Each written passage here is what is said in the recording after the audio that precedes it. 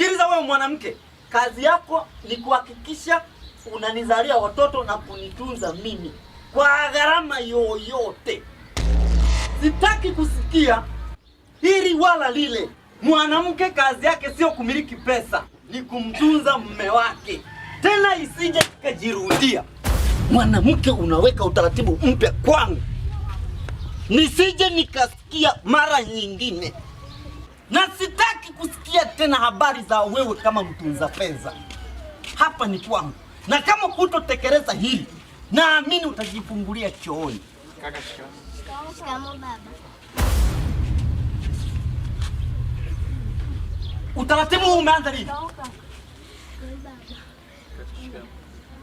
Wewe. Na wewe Jacqueline, utaratibu huu umeanza lini hapa? Halafu wewe ndio unawafundisha wewe hivi? Kwanza hawa hawataki kumiliki pesa. Wewe Julius, hela ya mkando umetoa wapi?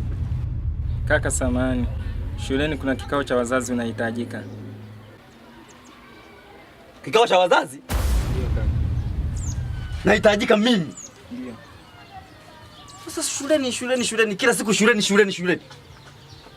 We mbaba, nimekulipa pesa zangu ili ukanifanyia ile kazi. Kwa nini hujanifanyia ile kazi wakati nimekulipa pesa zangu?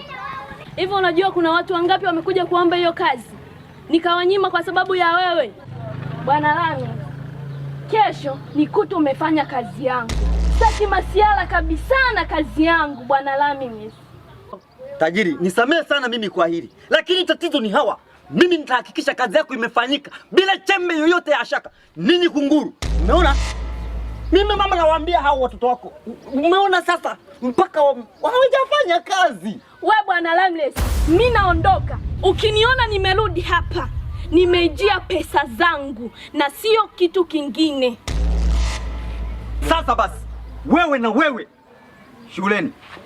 Wewe na wewe mkabadilishe nguo haraka mwende shambani. Sasa hivi. Hey kaka, mimi na mtihani. Yaani leo ilikuwa siku ya kupangwa, afu Jumatatu ni mtihani.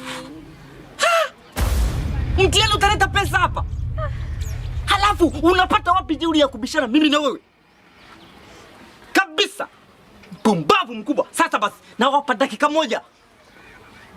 Mwe shambani. Fanya hivyo, toka hapa. Na wewe, natoka. Maagizo ninayoacha hapa nikute ya